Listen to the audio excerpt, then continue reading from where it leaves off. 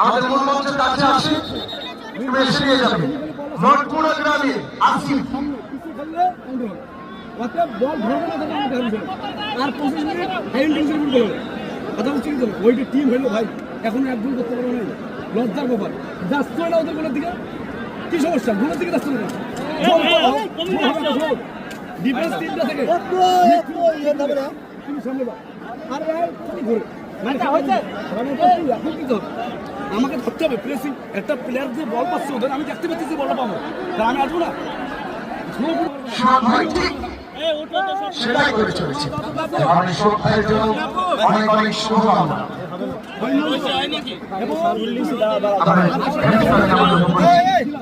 আমাদের